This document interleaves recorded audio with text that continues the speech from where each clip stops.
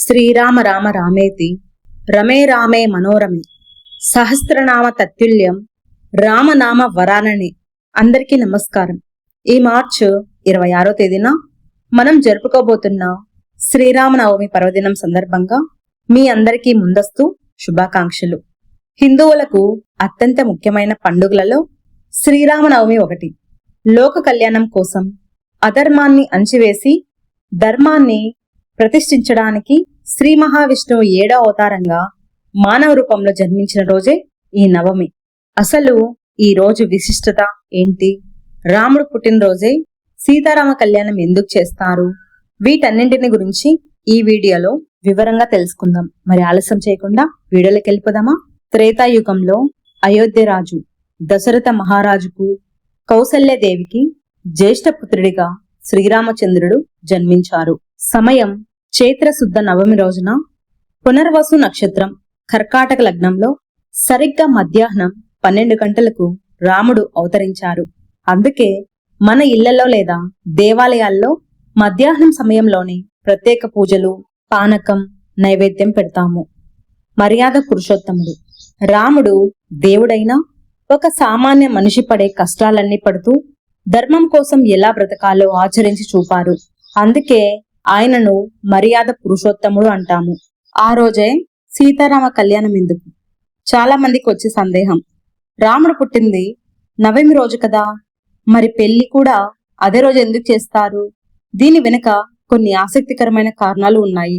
మన తెలుగు రాష్ట్రాల్లో ముఖ్యంగా భద్రాచలంలో భక్త రామదాసు కాలం నుండి ఈ సంప్రదాయం మొదలైంది. రాముడు పుట్టినరోజే ఆయన పట్టాభిషేకం జరిగిందని, అలాగే లోక కళ్యాణం కోసం సీతారాముల వివాహ వేడుకను కూడా అదే రోజు నిర్వహించడం ఆనవాయితీగా మారింది. సీతమ్మ వారు ప్రకృతికి, రాముడు పరమాత్మకు సంకేతం, సృష్టి మనుగడకు ఆధారం. లోకమంతా సుభిక్షంగా ఉండాలని కోరుకుంటూ ఈ కళ్యాణోత్సవం నిర్వహిస్తారు. రాముడు అరణ్యవాసం ముగించుకొని వచ్చి పట్టాభిషిక్తుడైన రోజు కూడా నవమి అని కొందరు పండితుల అభిప్రాయం. అందుకే ఒకే రోజున పుట్టినరోజు, పెళ్లి రోజు మరియు పట్టాభిషేకం ఈ మూడింటిని కలిపి మహావైభవంగా జరుపుకుంటాం. పానకం మరియు వడపప్పు వెనక ఉన్న రహస్యం.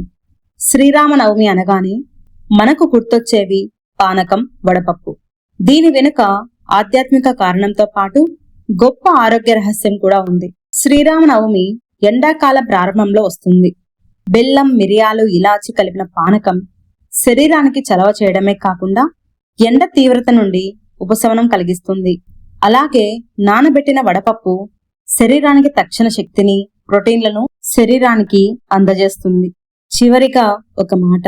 రాముడిని విగ్రహ రూపంలో పూజించడం మాత్రమే కాదు, ఆయన పాటించిన సత్యం, ధర్మం, ఓర్పులో కనీసం ఒకటి అయినా మనం పాటించినా మన జీవితం ధన్యమవుతుంది. ఈ సమాచారం మీకు నచ్చితే మీ స్నేహితులకు కూడా షేర్ చేయండి. మీరు కూడా ఈ నవమి రోజున మీ ఇంట్లో కానీ దగ్గరలోని శ్రామాలయంలో కానీ కళ్యాణ వేడుకలో పాల్గొని ఆ స్వామి ఆశీస్సులు పొందాలని కోరుకుంటున్నాను. మరొకసారి మీ అందరికీ శ్రీరామనవమి శుభాకాంక్షలు. ఈ వీడియో నచ్చితే లైక్ చేయండి. మన ఛానల్ని సబ్స్క్రైబ్ చేసుకోవడం మర్చిపోకండి. కామెంట్స్ లో తప్పకుండా జై శ్రీరామ్ అని రాయండి. సెలవు.